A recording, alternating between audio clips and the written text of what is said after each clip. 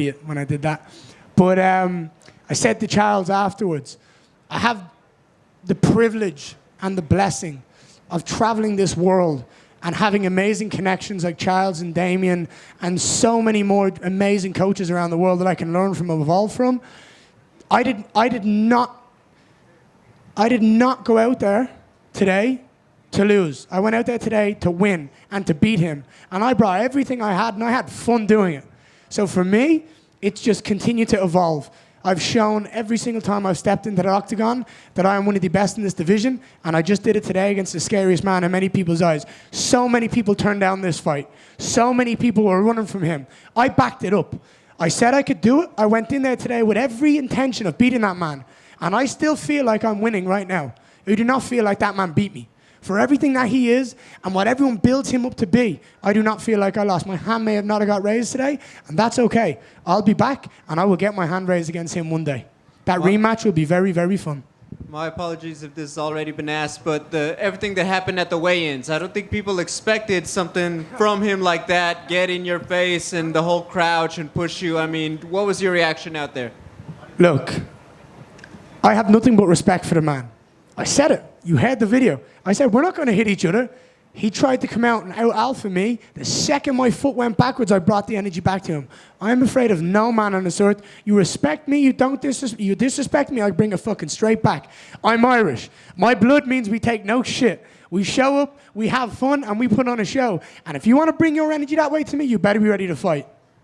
You guys have obviously trained before. I know there's a bit of a language barrier, but how would you describe your relationship with Shavkat before and now today? Mine and Shavkat's relationship was always respect. We're not necessarily friends. I've not sat and had dinner with the guy. I've not had multiple deep, meaningful conversations with the man. But I've trained with him. I've grown with him. We've sat and we've worked and we've evolved together and we've pushed each other. And today was the greatest push that he and I could have ever asked for. No one's taken him the distance. No one's nearly looked like they could ever finish him. I had success on the feet. I had success in his realm. I went out there today and I put on a show and I had some fun. For me, I'm grateful that I have the opportunity to fight and go out there and nearly beat that man. So I'll be back, and there's nothing but respect from that man. Nothing but respect for his team.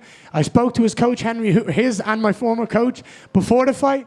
He said, this is no hard feelings. One of you is going to win. Go out and have some fun, kid. You're an amazing talent.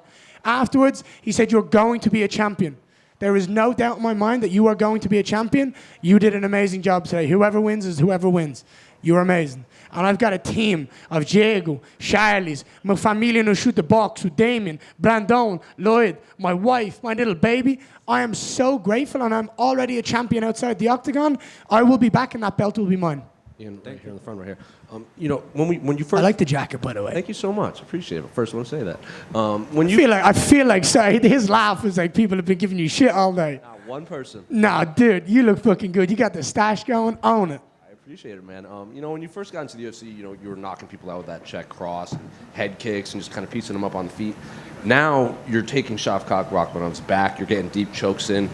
A lot of people online are saying, like, even in this loss, they're more impressed by this performance than you than any of your wins. I know a loss is a loss, but, like, do you still feel like you just answered a lot of critics wrong in there? I don't feel like I lost. Does that make sense? My hand may not have got raised today, but my energy did not lose. I went out there against the scariest man in the division. You guys all have heard about this. Everyone turned him down. I showed up on short notice. I saved this event. I saved 310, and I gave a show to the fans today. When at that point did that man look like he was going to finish me? Twice I had submissions on. Twice he was worried. On the feet, he didn't have that much success. I feel like I was winning the battles on the feet, hence why he kept shooting. For me, it's constant growth and evolution.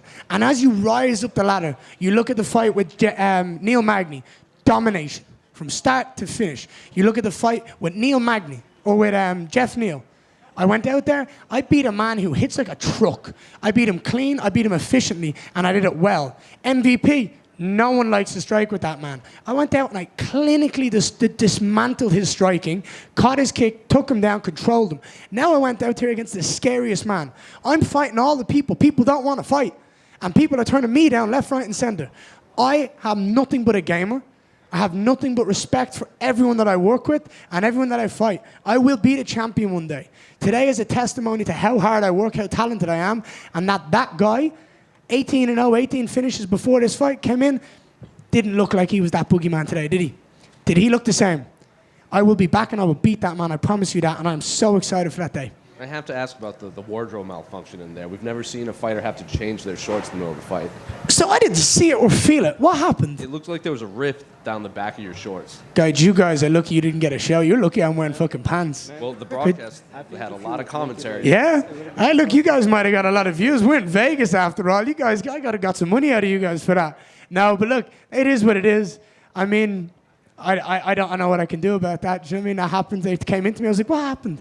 I'm very proud. I'm very grateful of all of my team and my entire family. I put on a show today. I showed I can hang with the best in the world, and I'm very proud. I want you guys to know that I will be back. I will win. I will continue to do what I do best. That's put on a show and be the best version of Ian Machado Garry the world's ever seen. Last thing for me. So when they came to ask you to change your shorts, you didn't know what they were talking about? They just thought you... I had no idea. I had fucking no idea. They were like, your shorts are ripped. I was like, what you mean they're ripped? They feel fine. So, is what it is. Ian? Last one. I got to go because my baby, I need to go home and be with my baby. So give me the last one. Hey, how's it going? It's great fight. I mean, I think you guys both won. I mean, we can't say you lost. You guys trained together, and did you expect anything different from him in the fight, or it was going how you playing? I expected Shavkat to bring everything he had. He brought the venom, he brought the pressure, he brought the grappling. I felt like I shut almost everything he did down, and I just feel like I had more success than he did. I stopped all of his success. Everything he tried to do, I stopped. I shut him down. I beat him in the clinch. I stopped his knees. I stopped him on the feet, and then I was the one putting on chokes and submissions. We've never seen a fight where Shavkat looked like that. Today, I'm very happy with my performance. My hand may have not got raised, but I know I'm a champion at heart, and I will get that belt one day. Thank you, guys. I appreciate you. All the best, and enjoy the rest of your day.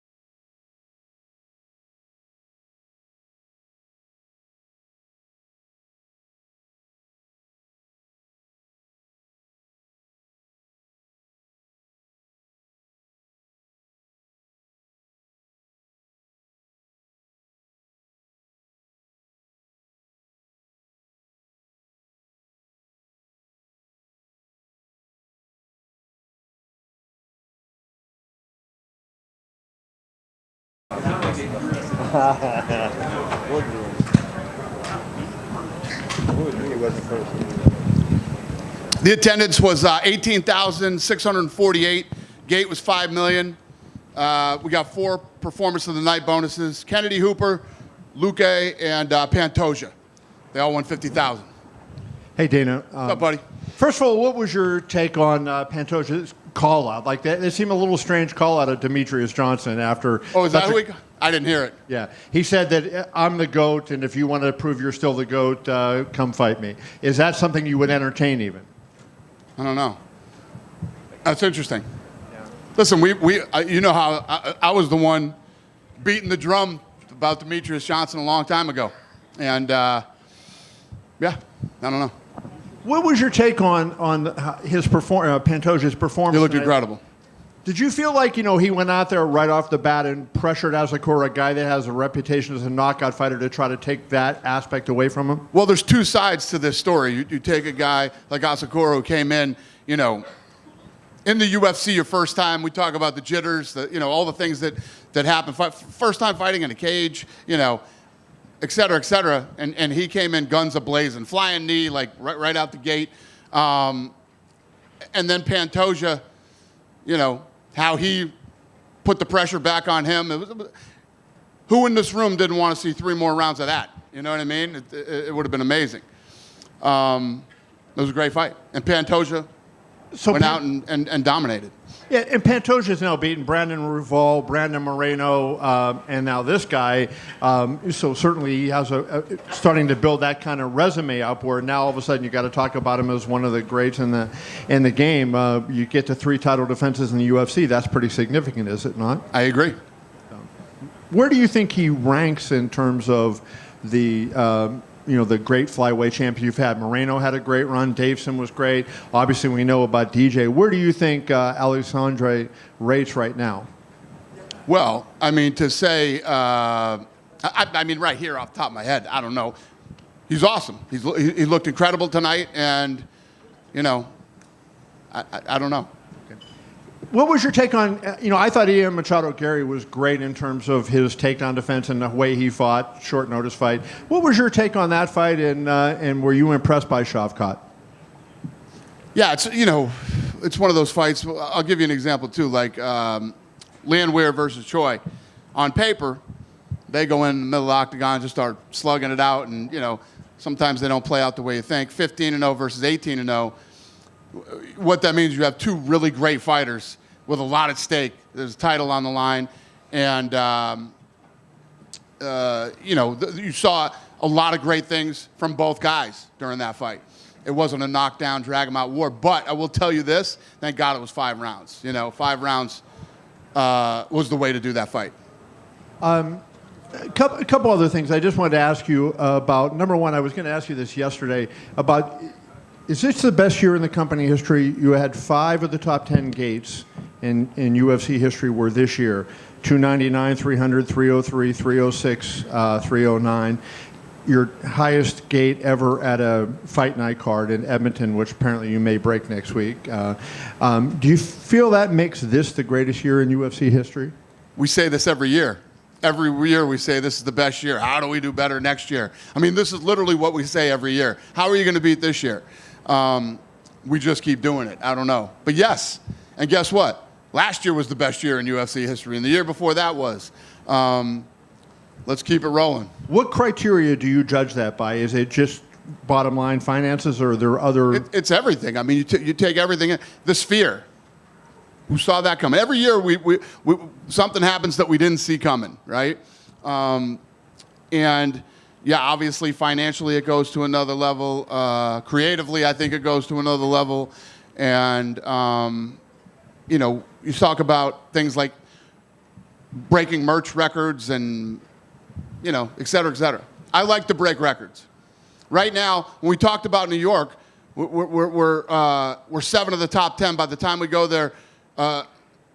This next coming year, we'll be 8 of the top 10.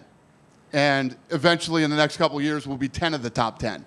So think about that. No. When you think about that, Madison Square Garden, we weren't allowed to go into New York. the most famous arena in the world, all the big events that have been there. Within the next couple of years, the UFC will be 10 of the top 10 gates of all time at Madison Square Garden. And we broke most of the gates around the world, their records everywhere we go.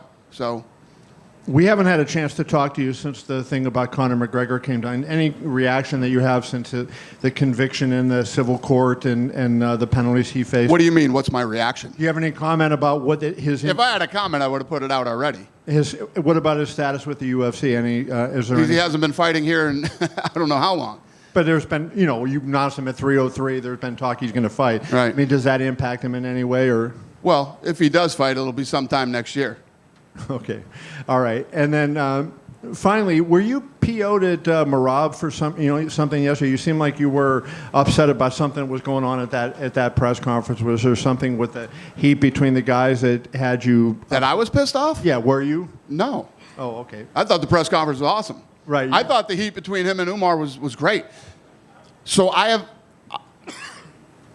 was not supposed to be in Los Angeles for this fight coming up, for this pay-per-view fight. I have to fly somewhere and do something that is really important, and I'm moving it. I'm going to Los Angeles. That's how pissed off I was. Yeah. Dana, when you look at the complexion of tonight's card, coming off of 309 with such a headliner, the depth as far as quality or quantity, I think you had both tonight. Can you just talk about it up and down with the matches? As far as you come off of a card with John Jones, this one it seems like from the preliminary to the co-mains to the main card, it seemed like it was action packed from top to bottom, where you didn't need the big headliner. Yeah, I agree. It was a great card, but I love the head. Listen, this might be one of those fights that you don't think is a big headliner.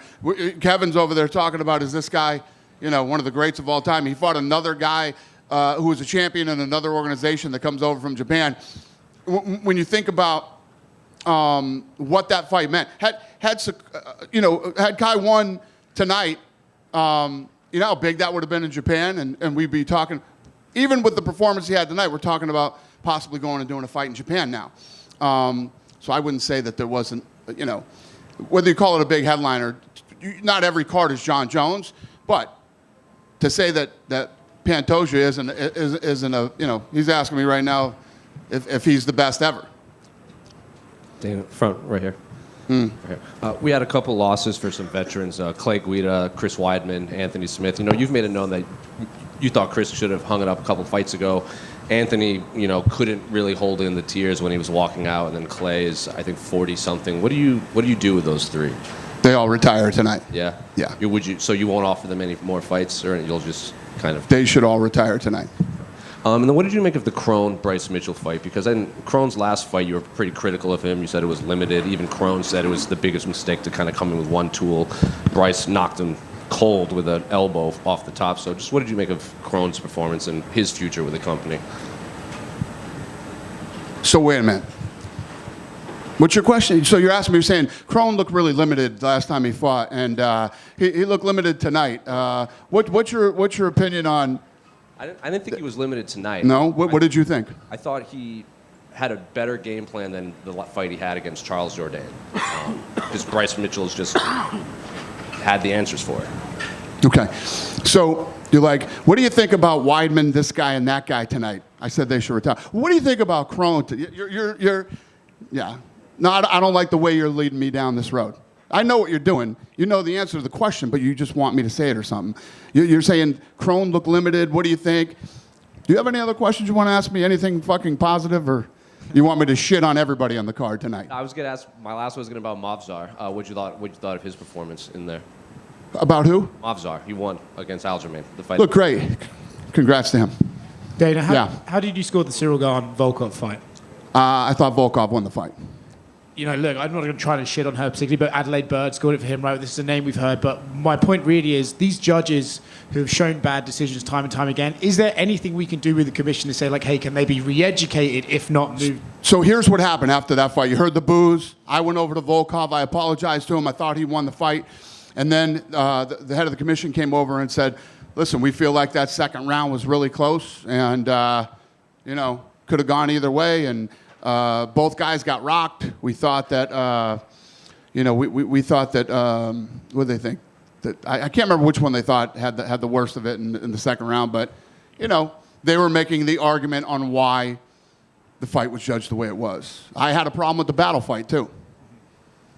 Do you agree with their argument when you heard them out, or do you still maintain that you think Volkov should have probably got the decision? It doesn't fucking matter what I think. It really doesn't, because at the end of the day, they decide who wins and loses, not us. There was an incident with Merab and a fan tonight. I mean, that stuff happens, especially with Merab, to be honest. But I was more curious about your opinion on his mindset this week, right? Seems pretty pissed off at a lot of stuff. Going after Umar yesterday, the press conference, he was freaking out a lot. What do you make of his mindset towards his fight with Umar right now? Yeah, it's actually a great question. I mean, listen, it's already, Merab's that guy. He's that guy. This isn't his first altercation. I don't know if you guys noticed at the press conference yesterday, too.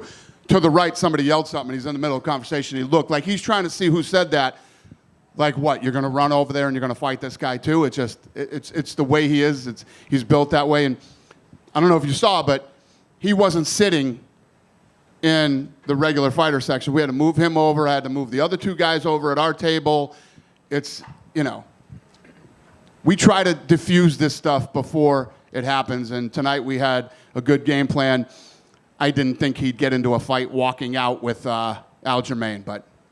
Do you think there's a chance he's kind of intimidated by this Umar fight, though, right? He seems to really not want this fight, or doesn't feel like Umar deserves it. Do you think there's some mind games going on here, or do you think Umar might be in his head? Listen, I don't think that any of these guys are afraid of anybody. I'm sure there's certain guys they'd rather wait to fight, and they all have their reasons or whatever. But to say that Merab's fighting people in the fucking stands, okay? Merab would get in a fight in the middle of the fighter section. That's why we moved him over to the left. So I wouldn't say that any of these guys are afraid of anybody or any fight. But, fighters are a paranoid bunch. There's always some conspiracy against them, whether it's us or other people. Or we make fights that people want to see. They win or lose the fights on their own. But they are conspiracy theory. They always think that somebody is against them. And maybe that's what they need to do to have that mental thing to go out and do what they do. Speaking of conspiracy theorists, did you tell Bryce Mitchell fuck seatbelts after his fight? Yeah. He said, I love you. This is the only organization lets us speak our mind and be who we are and everything else. And I said, fuck seatbelts, buddy. Last one from me. Kevin sort of went through the list of guys that Pantoja has beaten in this division. Mm-hmm. Considering he's beaten a lot of them, do you think Kai Kara-France makes the most sense for him because that's the one guy he hasn't beaten twice already? I don't know. We'll see. Dana, right back here. Yep. Go ahead. Let this guy. Go ahead. I was going to say, that's not the first time that's happened with Merab. Is there anything you guys do or can do to prevent that? Are there any repercussions? Or He's my mini Strickland without the mouth. What do? Let him buy the pay-per-view, I guess. I mean, I don't know. You can't keep fighting with fucking fans. It's going to cost you a lot. You can do it. It's going to cost you a lot of money, right? And, I don't know. Listen, man, I say it all the time. We're in the fucking fight business. This happens. We got to deal with it. Tonight we tried. I took Islam. We took Islam and we took, Poirier. Not Poirier. You know what the fuck I'm talking about. I don't, but you do. Took them out, put them at the table, moved Merab over to the other side, had Umar and his crew over in the middle, and we still had problems. We still couldn't, We do our best. I didn't even know Nate Diaz was coming yesterday, threw a water bottle at Islam, I don't know why. But listen, if you guys knew fucking this much of what goes on behind the scenes, you would wonder why we do this for a living. Dana, back here. Yeah. Dana, originally Tatiana Suarez was supposed to be on the card against Virna Jandiroba. You guys announced Strickland Duplessis 2, Zhang Weili, Tatiana. Was the reason she was pulled from the card because you guys wanted her for the title fight next February? I have no idea. Does it matter? No, I think it's Okay. a great fight. I'm ready Thank you, for it sir. already. We appreciate it.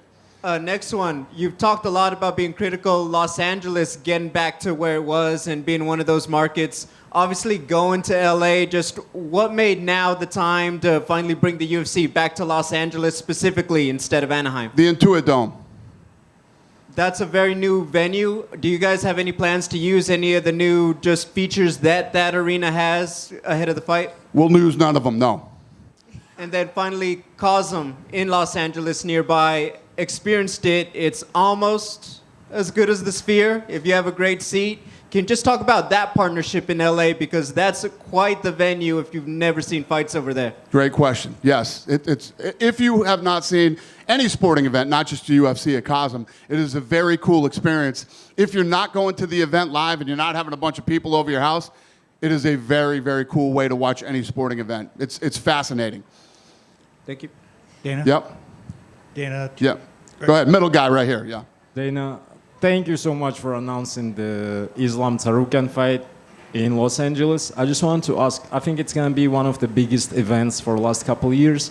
I wanted to ask, did you ever plan to make that tournament in Saudi Arabia? Because Islam mostly fights there, a couple Dagestani fights in the card. Did you ever think about making that fight over there? Or why you specifically chose Los Angeles? Because of Armenia fans or like... Well, a lot of things have to line up in timing, and we were going to Los Angeles, and you start looking at what are the best fights to make. You know, it doesn't suck throwing an Armenian on a card, and the list goes on and on. It was the perfect card for LA. Like I just told the other guy, the Intuit Dome is badass. We're excited to go into that venue. I think that, you know, those are the type of venues you're going to start seeing being built with all this technology and cool shit to do. Thank you. Yep, thank you. Yeah. Dan. Go ahead. How close was Hamzat to getting the title shot against DDP in Australia? How close was it? Yeah. I mean, guys, what are you fucking? Is this tonight's stupid question night? How close was he to getting? I'm asking you because after his win against Robert Whittaker, you said he might be next, right? So Right. I was just. He's not next. Gotcha. How close was he? I don't know. I mean, we sit in a room every Tuesday and we pick fights. Was he in the conversation? He's always in the conversation. Gotcha. Yes. Thank you. Thank you. Data in the back. Yes. Well, let this guy go first. He got jumped over here twice. Go ahead, sir. Thank you, Dana. Duo Choi said there are so many UFC fans in Korea, and he wishes someday they're gonna be had a UFC game in the Korea. The last time when the UFC hold a game at the Korea was 2019. Do you have any plan to had another game at the Korea? He's asking me if we're going back to Korea. So I was supposed to go to Korea this week for looking for a fight for the Korean Zombie show. And then, you know, there was some unrest going on over there. So our global security said we shouldn't go there right now. And we're figuring out another way to do this with the Zombie for his show next weekend. But the answer is yes. If we don't end up there with a fight, I am going to Korea in 2025 to do another show with the Korean Zombie. I mean, do you have any plan for? Yes, we will eventually get back to Korea.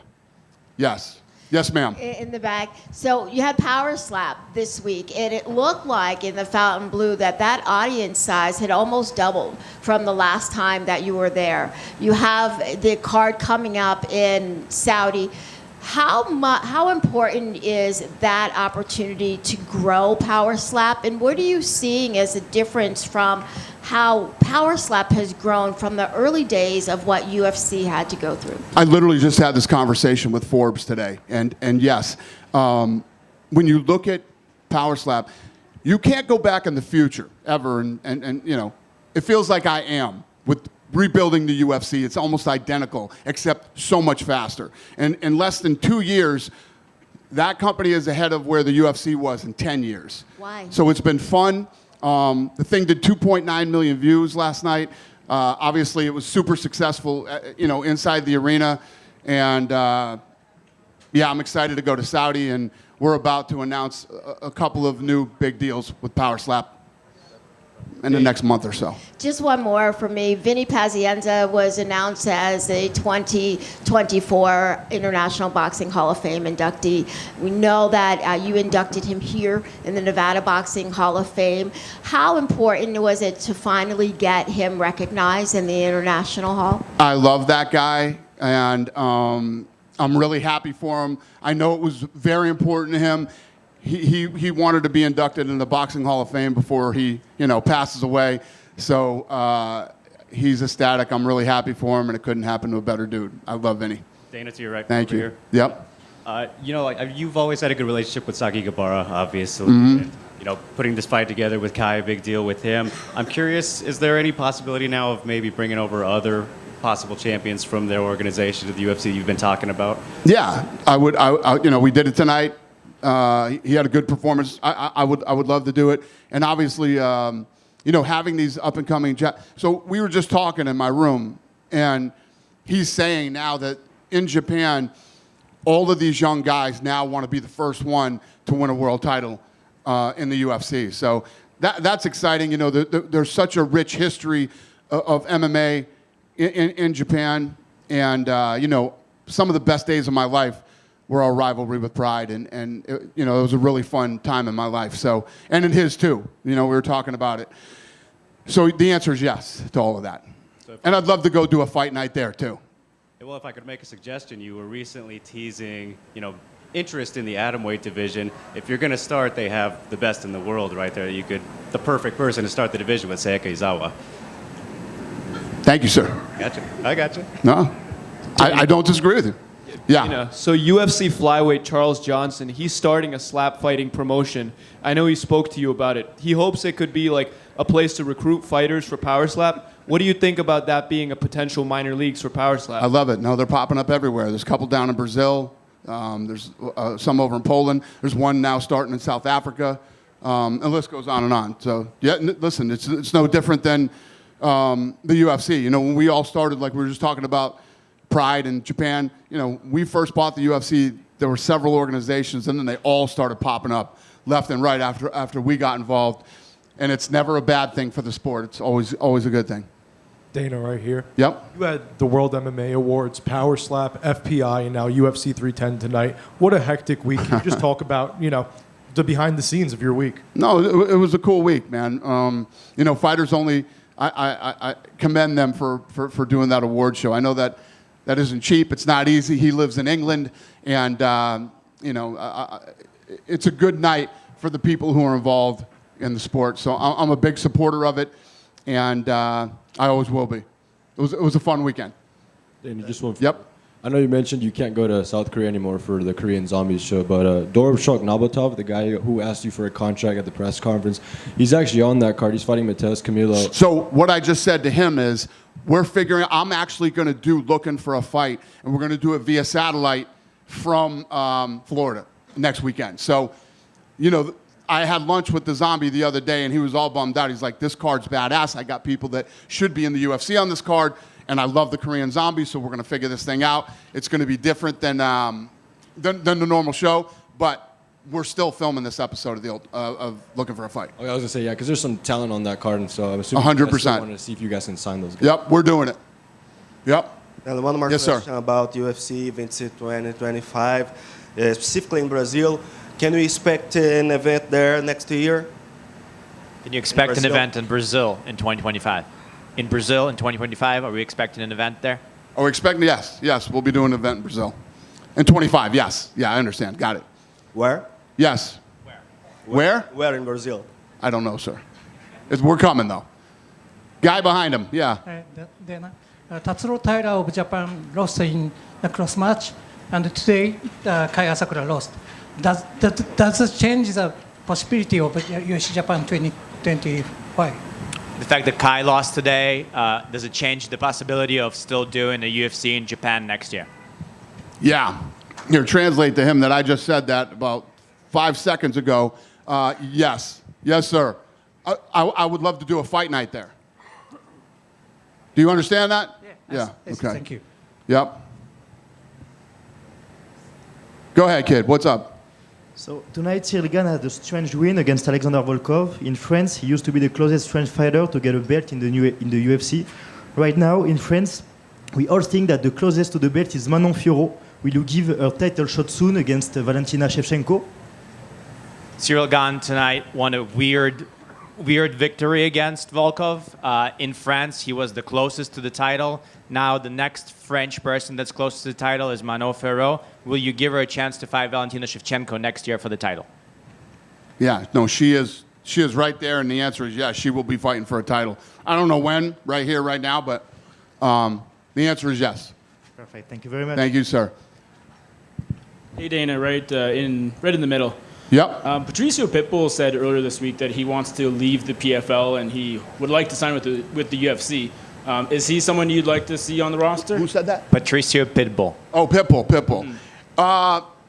Listen, the last couple months we've been talking a lot about the PFL. You know, they're canceling a lot of shows. I know that a lot of guys that are supposed to fight aren't fighting.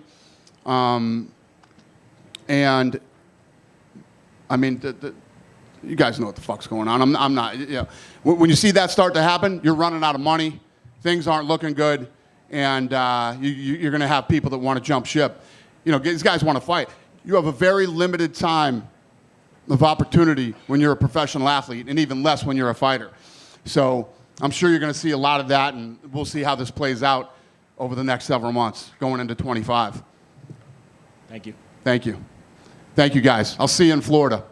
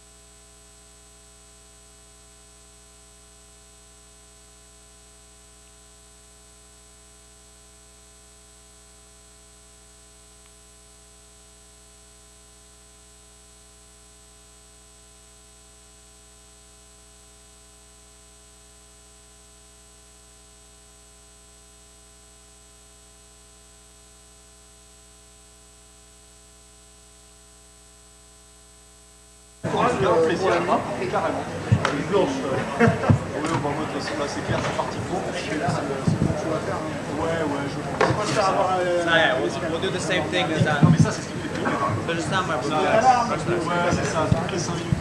Shavkat, congratulations on the victory. Was Ian Machado Garry more difficult than you remember from your sparring days? Поздравляю с победой. Он был сложнее, чем ты помнишь его из тренировок. Иә, әрине. Иэн Гэри өте көп жұмыс жасапты, мықты қарсылық көрсетті. Ол да жеңіліп көрмеген жауынгер мен үшін бір жақсы сынақ болды. Жеңіске жеткенге өте қуаныштымын. Yeah, for sure. He did a lot of work. He improved a lot. It was a great opposition from him, and he's someone who didn't lose for a reason, and it was a great experience for me. He had the choke on you in that round. How close was it at any point, and were you surprised that he was able to get you into that position? Он держал тебя в удушающем какое-то время. Насколько это было сильно, и как получилось так, что он тебя смог перевести в эту позицию? Білмеймін, кішкене ыңғайсыздау болып момент болып қалды. Өзім де есімде жоқ, шын айтсам, қалай түсіп болғанын, бірақ білемін әйтеуір. To be honest, I don't remember, how this situation happened, but it was an uncomfortable position. Were you surprised by his takedown defense? You really fought hard many times early in the fight to put him on the ground, and it took a lot of effort from you. Did his takedown defense get better since you last worked with him? Удивило тебя, как хорошо он защищался от твоих тейкдаунов? Тебе достаточно долго заняло все-таки его перевести. Насколько тебя удивило, как хорошо он защищался? Иә, әрине керемет защита болды. Ол жақтан енді не десем болады, ол да дайындал көшеде жүрген адам емес қой, күнде тренировка жасап, күнде өзінің техникаларын оттачивать ететін адам. Yeah, it was great takedown defense, all great defense overall. You know, he's not some guy from the street. You know, he's working every day in a gym, getting better. You know, so it was good from him. Obviously, you respect him a lot for his ability, but does it hurt? Is there any twinge of regret you weren't able to keep the finish streak alive? Понятное дело, что ты уважаешь его за его навыки, но насколько ты расстроен тем, что не получилось продолжить вот эту серию из того, что ты заканчиваешь всех, у тебя все 5 раундов пробился с ним? Иә, әрине, білмедім. Қолымнан келген бәрін істедім. Бұл жекпе-жек оңай емес. Жеңіске жеткенім үшін, Қазақстанды қуантқаным үшін қуаныштамын. Бұл да бір өте ауыр жекпе-жек болды. Әрине, мерзімнен алдын кімнің аяқтағысы келмейді жекпе-жекті. Менде де сондай ой болды, бірақ қарсыласым жақсы қарсылық көрсетті, жақсы дайындалып келген екен. Бұйырса келесі жекпе-жегімді досрочно жеңем деп ойлаймын. Yeah, you know, who doesn't want to finish fights? You know, did everything in my power to do so, but Yen had a great preparation. But I believe next fight I'll continue my finishing streak. And my last question, you got a chance to go face-to-face with Belal Muhammad. What did you make of him, and how soon do you feel like you would be ready for that fight? И последнее, у тебя получилось сделать face-to-face с Белаль Мухаммедом. Как ты думаешь, как близок ты к тому, чтобы биться против него за титул? Иә, әрине мен келесі претендентпін. Бұйырса келесі жылдың, білмеймін, 4-5 айлары шығып қаламыз деп ойлаймын. Yeah, I'm the #1 title contender, and hopefully maybe April or May next year we're going to face each other. Shavkat, front right here. Just one for me. In the middle of the fight, they made Ian change his shorts because there was a rip down the back. I'm curious, did you know what was going on, or did you even notice the rip at all? Посредине боя они зашли, и ему пришлось поменять шорты, потому что у него разорвались сзади шорты. Интересно, ты видел, ты знал, что так произошло или нет? Жоқ, мен білмеймін, оған қараған жоқпын оның шортын, шын айтсам. No, I didn't know. I didn't look at his shorts, to be honest. Shavkat over here in the back. Shavkat, I'm wondering just when you look back at everything with the weigh-ins, just what did influence you to have that reaction with Ian? It seemed like you guys were very cordial leading up to the fight. Если просмотреть всю неделю, в принципе, вы достаточно хорошо друг к другу относились, а потом почему-то на церемониальном взвешивании ты его толкнул. Почему так произошло, что тебя подвинуло так его толкнуть? Иә, жоқ, менде ондай ой болған жоқ. Әрине өзі келіп, қатты жақындап кетті, соның үшін ары қарай уже мен артқа қайта алмайтын едім. Маған пришлось его оттолкнул. Yeah, I didn't plan it. You know, he was in my face, and I am not the one who's gonna stay back. That's why I have to push him. And then in the arena and all week, there were many fans with the Kazakh flag, with the same headwear. What's it been like to see that reception? You know, you're obviously not from America, but here in Las Vegas, so many fans very vocal in their support for you.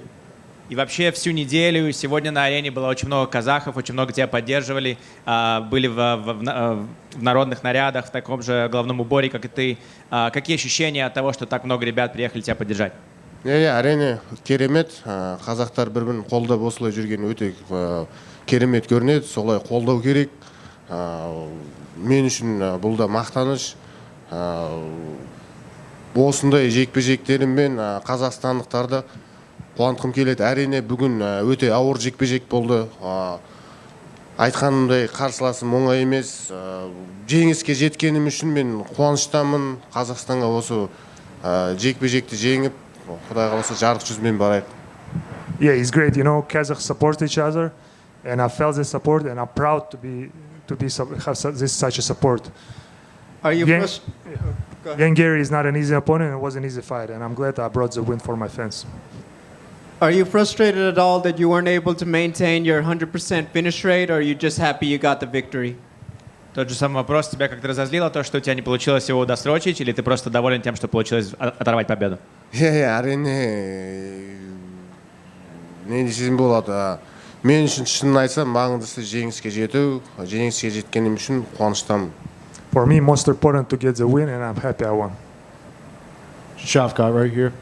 When Ian was here last time, he said that he felt that you guys are going to fight again, not once, but maybe multiple times in the future. Is this a fight that you could see happening again multiple times down the line? Иэн Гэри был здесь, у него было интервью, он сказал, что он практически уверен, что вам еще хотя бы один раз, может быть, даже 2 раза придется встречаться. Насколько ты думаешь, это произойдет? Тебе не кажется, что у вас еще будущий бой? иә әрине екеуміз де жекпе-жектеріміз жеңсек біз кездесіп қаламыз. Yeah, for sure. We're going to keep winning, and if he's going to keep winning, we're going to meet again. Early on in the fight, you were throwing power punches to end each round, kind of trying to put your stamp on each round to make sure you got the win. Is that what you were doing, or was that just something that kind of naturally happened? Каждый раунд ты заканчивал очень сильными ударами, особенно в начале боя. Ты как бы ставил такой восклицательный знак после каждого раунда. В этом был план или просто так получалось? Жоқ, план дегенде әрине қарсыласқа жақсы соққылар жіберу керек болды. Раундтарды жеңіске жетіп, сондай жеңіске жетуге тырысу болды ойымызда. Әрине Иэн Гэри көбірек күтіп жұмыс жасады, бірақ атакада жасады. Менде де сондай болды. Екеуміз бір-бірімізден енді білмеймін, анда кішкене байқап жұмыс жасадық, неге дегенде екеуміз де бір-бірімізді білеміз, кішкене спарринг жасағанбыз. You know, my plan was, to land those hard punches during all the fight, to secure the rounds. And, Iэн Гэри was being careful, kind of waiting, and also was careful, no one want to make a first mistake. I think, the fact that we trained together and know each other, affected the fight too. Shavkat, поздравляю тебя с победой. Очень высокий темп боя был. У меня 2 вопроса. Первый вопрос. Планировал ли ты, допустим, первые 2-3 раунда его вымотать и потом удосрочить? Как вообще бой, в принципе, по геймплану пошел или нет? Just a couple of questions from me. The really high-paced fight. First question, did you feel like you wanted to go this fast in order to finish him, get him tired and finish him? And the second question is, do you think that the fight went according to plan? Конечно, план был каждый раунд выигрывать, но такого не было, вымотывать. Но хотел почувствовать, как он вообще дышит, как он себя чувствует, он хорошо подготовился.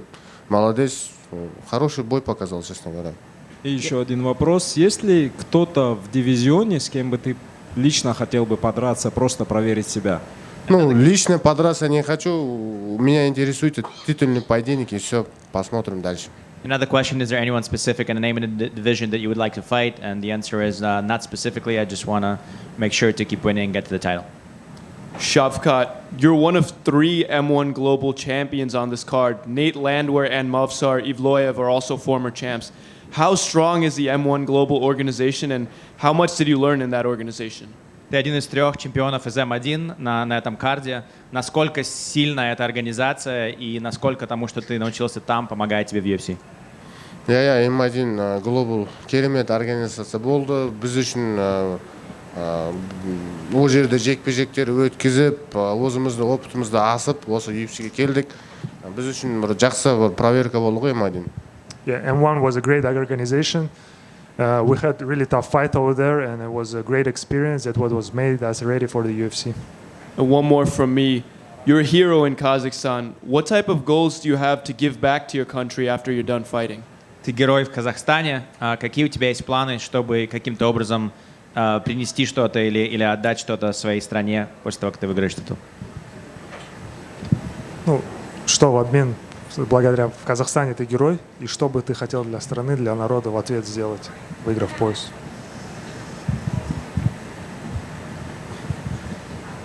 Можно еще повторить? Что-то я телефон отвлекся. Ты в Казахстане герой, и есть ли что-то, что ты хочешь сделать для своей страны как чемпион? И мне приятно, конечно, в Казахстане очень много болельщиков поддерживает, болеет. По крайней мере, у меня сначала титул выиграть, потом подумаю, что могу сделать. Так, пока торопиться не будем. Yeah, it's very nice to know that there's so many fans, the people that support me, people that are rooting for me. So for now, the first goal is to get the title, and then I'll think about the way that I can give back to my country as a champion.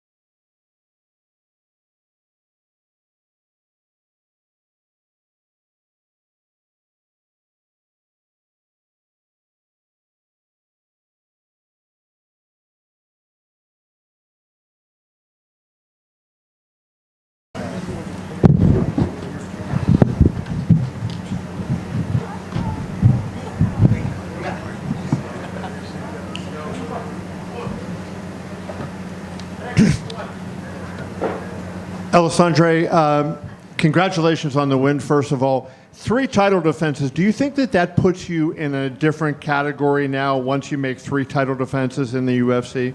Like a GOAT? Yeah, that's what I try to do right now, you know. I feel I'm tied with more victories in that division, you know.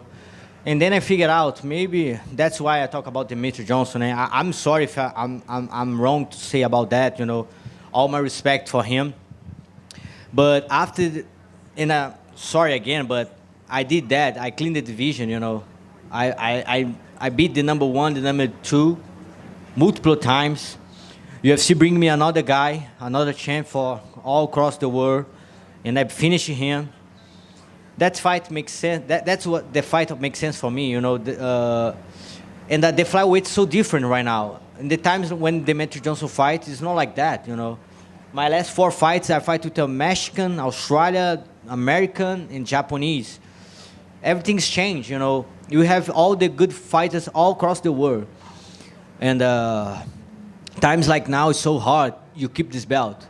And right now, in times like that, I don't know, maybe just me and Makhachev have 3 title defense right now. I don't know, maybe I'm wrong, I don't know. Yeah, I'm not sure if anybody does. Yeah. But, you know, that's tough times right now, you know. It's not like that, like before, you know.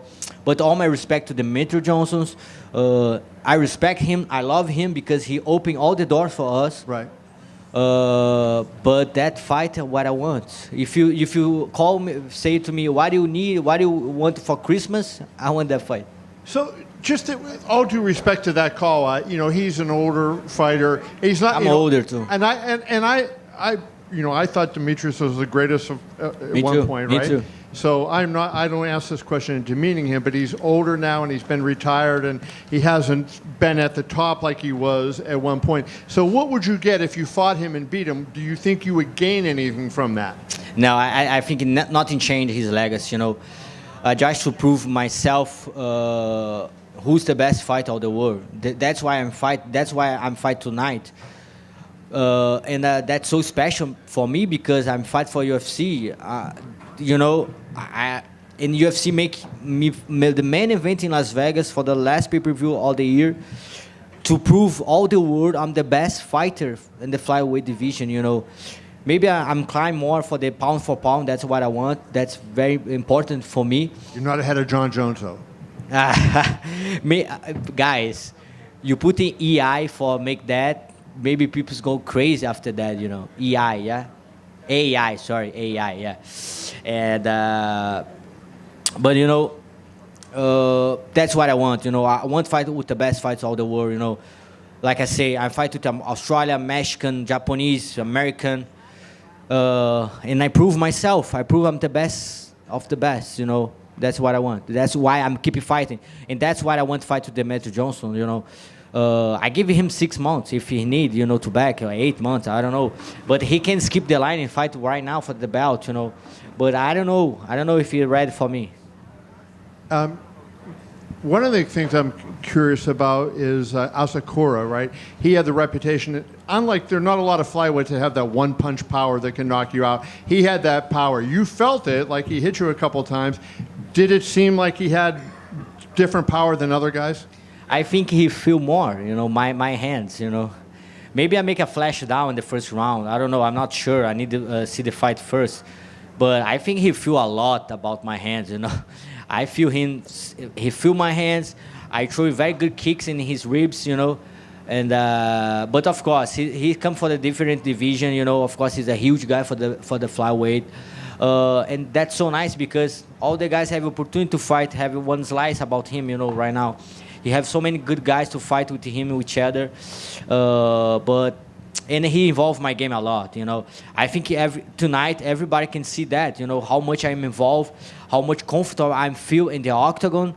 And he did that for me, you know. He bring me to another level. It seemed like your striking was really good because you backed him up a lot, especially early on in the fight, right? Was that kind of the game plan to say, hey, we're not going to let you come forward and start fighting downhill, but we're going to put the pressure on you?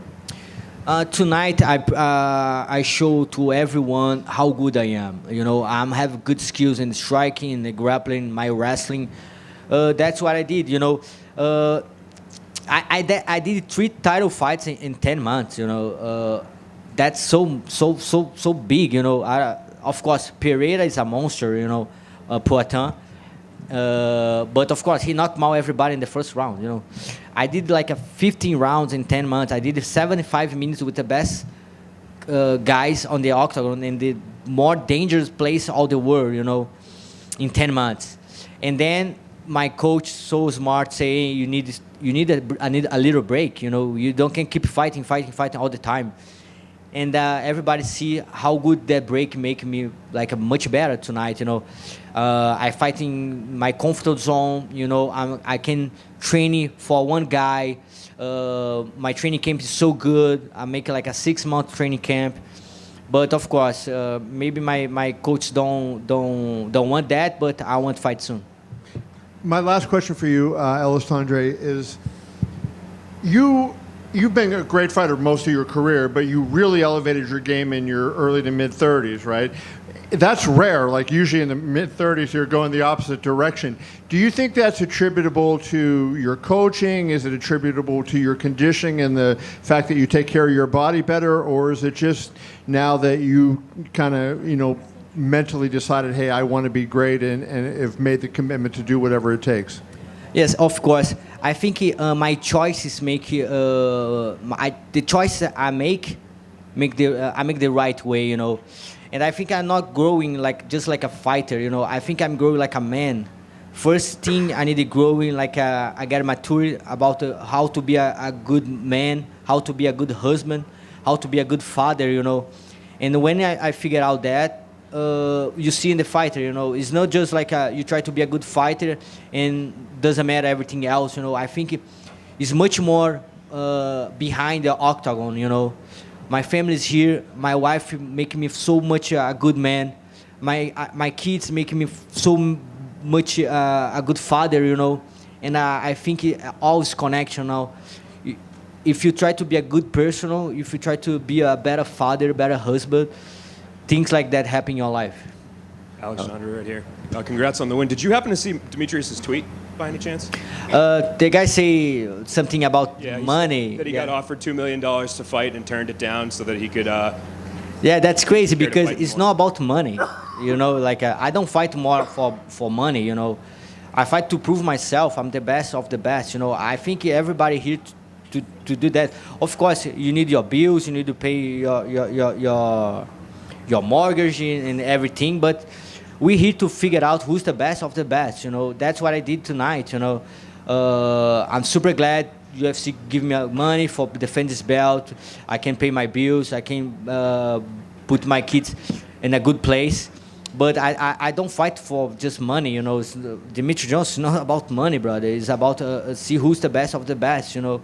And I just say that because I see he's retired. I don't know about his contract anymore. You know, I don't know he have something. He can't come to UFC anymore. I don't know, but it's not about money, bro. It's about legacy. It's about see who's the best. That's why I'm live. You know, that's why I wake up every day to try to be the best. Thanks. Thank you. Right here. Kai, you know, he was doing his best to sell this fight. You know, he said he was going to bring excitement back. He kept saying he was going to knock you out early. He was going to, the new king in town.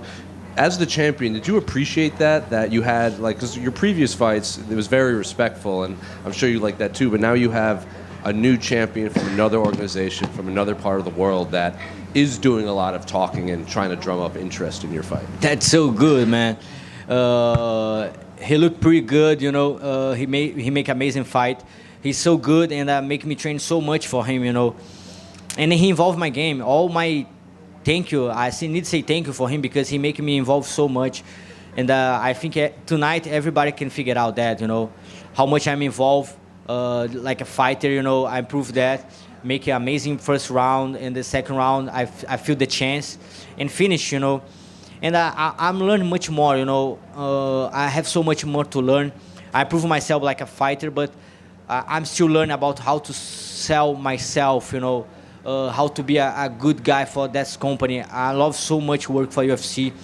And I not say that just for me, you know. I say that because I work with so much good people here, you know, in UFC. the guy take care about my stuff. So the guy, you guys for the media. I love work for UFC. You know, this company is everything for me. You know, and I don't fight today just for myself. I fight for defend this company too.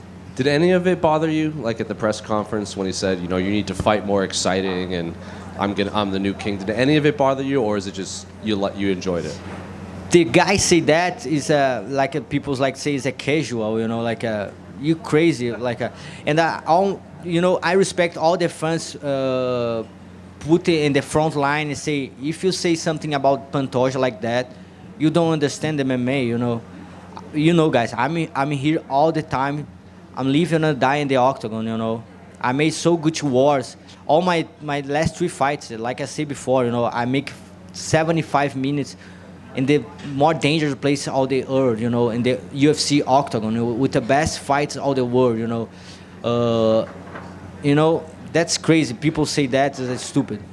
And say they don't, obviously Demetrius Johnson might not be able to come to the UFC. Are you looking for new, fresh matchups? Or, you know, like Kai France has been calling for another fight against you. We have Charles Johnson, who's fighting quite a bit. Tagiru Lambek. Who? Charles Johnson. He's ranked. No, I'm sorry, brother. Okay. He's been very active. I think he had like four or five fights this year as a flyweight. You know, I think everybody have a chance, you know. You see, I fight with the number top 10, Ercheg in Rio, Brazil. He did so good work with me there, you know. And then UFC bring Asakura, you know. Everybody have a chance, you know. I'm not a matchmaker, you know. I'm accept all the fights the guys give to me. I never say no to UFC, never. You can call the guys and ask him. I never say no for the fight. I fight with Manel Cape when he come to the Rising, the same thing, you know. I'm the number 5. I'm here to fight with all the best, you know. UFC give me a name, give me a time for my camp, and I fight, doesn't matter. Alexandre here. Parabéns pela vitória esta noite. Qual é a sua mensagem para os lutadores peso mosca? Em português? Então, cara, eu tô muito agradecido por defender essa divisão. Fico muito feliz com tudo que eu tenho feito, não só eu, mas toda a divisão tem feito, cara. Esse ano foi incrível para toda a divisão peso mosca.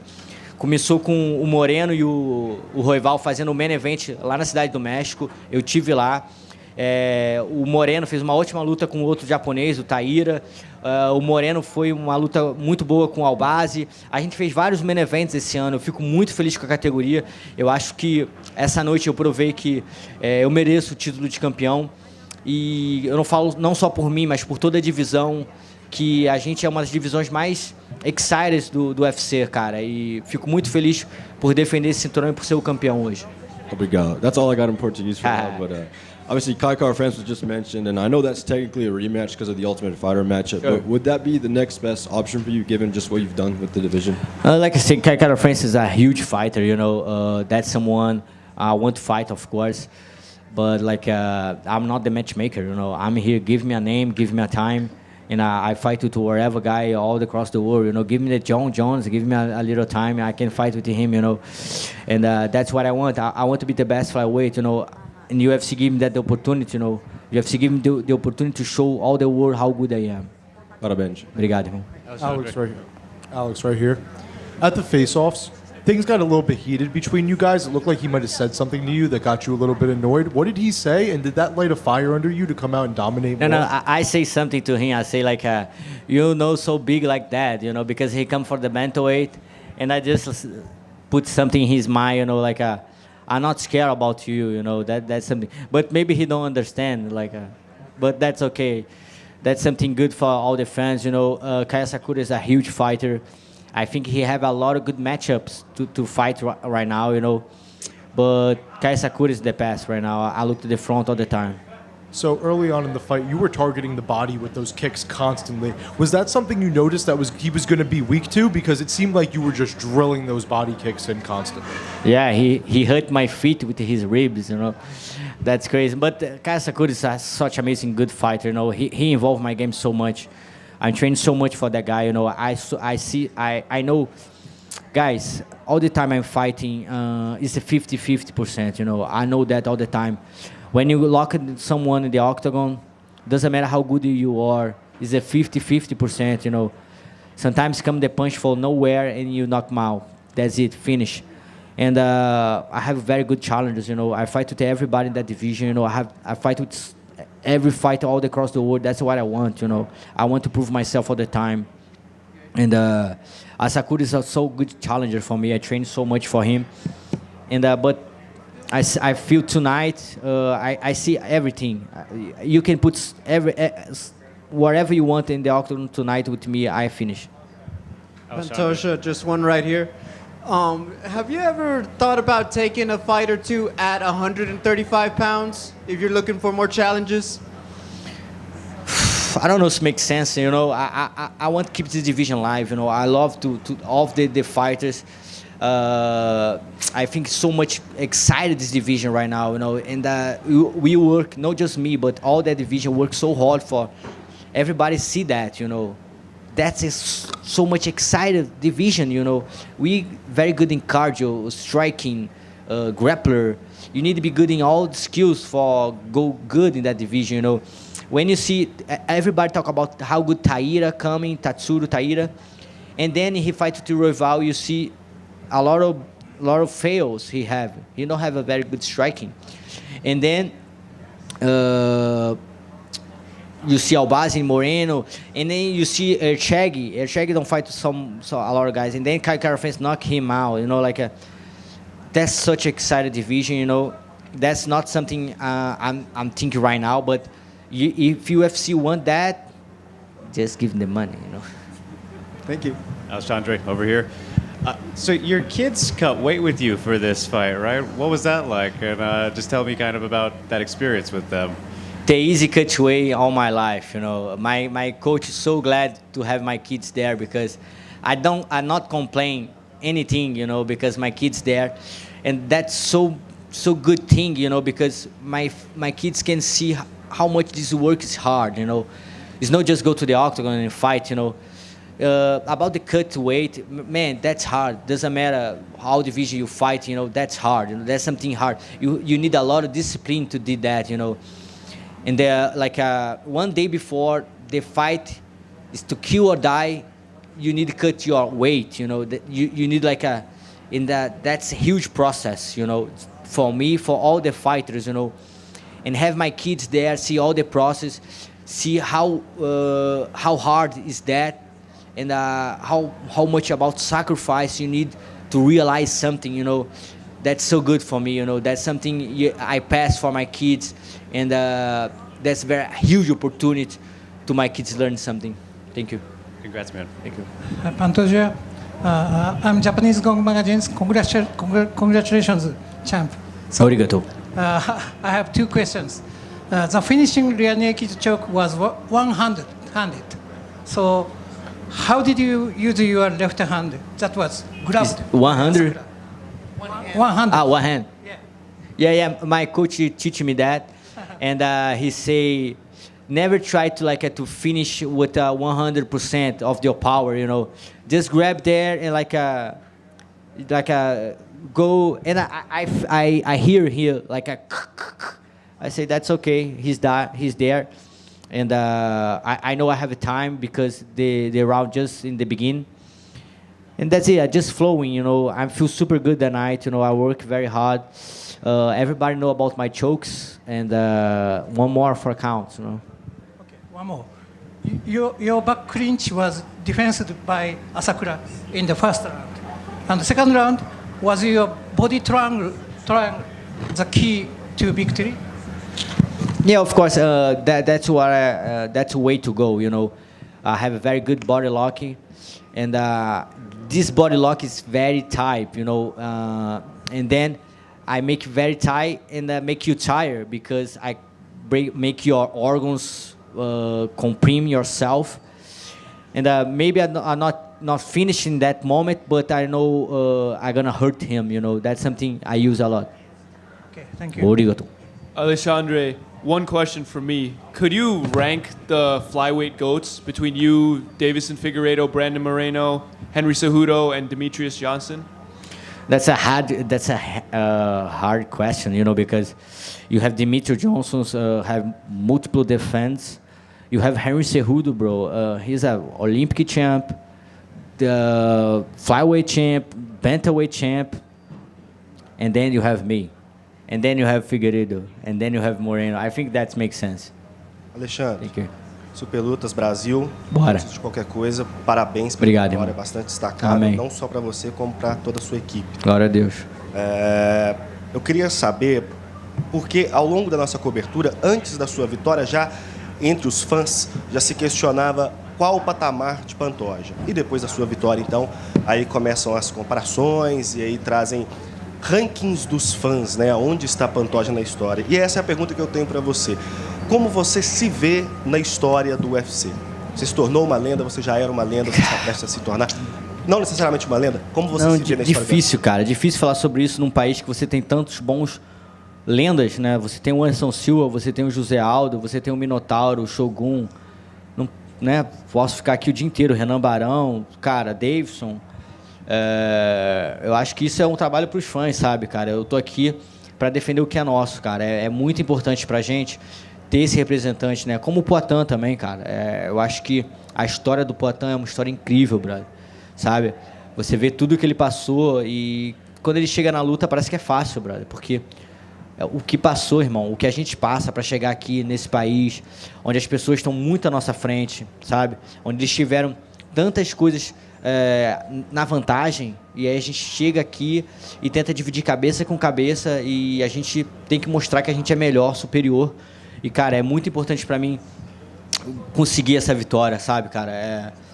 É um presente divino, sabe? Poder estar aqui, poder representar o Brasil. E, cara, a nossa gente, brother, que a gente trabalha muito para isso. A gente, né, chega num país de primeiro mundo, vindo com várias mazelas de onde a gente vem. Pô, eu mal terminei a escola, brother, tá ligado? Eu aprendi inglês vendo filme, sabe? Eu nunca estudei inglês. E tu chegar num país desse, tá ligado? E fazer o que a gente faz, cara, eu acho que a gente merece muito respeito mesmo. Eu vou aproveitar e fazer mais uma, então obrigado por essa mensagem que você acabou de passar. E minha segunda pergunta é, chegou um momento na sua carreira que o adversário é esse, se provar, defender as cores do Brasil, porque adversários em termos de atleta não há mais para o Pantoja? Não, cara, eu sou muito pé no chão, sabe, cara? Eu acho que o meu próximo adversário vai ser o mais difícil da minha vida. Eu sempre olho para frente dessa forma. Eu acho que é assim que a gente tem que enfrentar, sabe? Eu acho que é uma honra defender a bandeira do Brasil, cara. É um orgulho muito grande, cara. Me dá emoção de falar do Brasil, da onde eu venho, porque é muito difícil, brother. Da onde eu vim, se você voltar lá na Pitangueira, em Arraial do Cabo, da onde eu vim, brother, é um caminho muito longo. E, cara, eu tive muita gente me ajudando, brother. Muita gente. Tem dois caras que estão ali, ó. O Ed e o Joinha, cara, que eles me viram lá atrás, irmão. Lá atrás, irmão. E me trouxeram, né? Foi através deles que eu entrei a primeira vez nos Estados Unidos. Eu lutei pela RFA, fui campeão da RFA e fui campeão do AXTV. E, cara, muito importante, cara. Eles foram duas pessoas que me ajudaram também nesse momento. E lá na Califórnia, um dos momentos foi a Maria Helena, uma pessoa que eu tive o prazer de conhecer, um momento onde eu queria voltar para o Brasil, onde eu não tinha ficar, e ela abriu a porta da casa dela para mim. Eu fiquei um mês na casa dela, de uma pessoa que eu tinha conhecido apenas uma semana. Eu dormi ao lado do filho dela, o Pedro, de 7 anos, por um mês, cara. Eles me trataram como se eu fosse da família deles, para me preparar para uma das minhas lutas, entendeu? Então, cara, é a gente por a gente, sabe, cara? Eu acho que a gente tem que muito... Eu quero dar muito em troca, cara. Eu quero ter muita coisa que eu quero dar de volta, sabe? Muita gente me ajudou até onde eu tô e eu quero ajudar muitas pessoas também. Obrigado, irmão. Alexandre, back here in the middle, over here. You said earlier that you don't really have any interest in moving to 135. You're happy to stay in your division.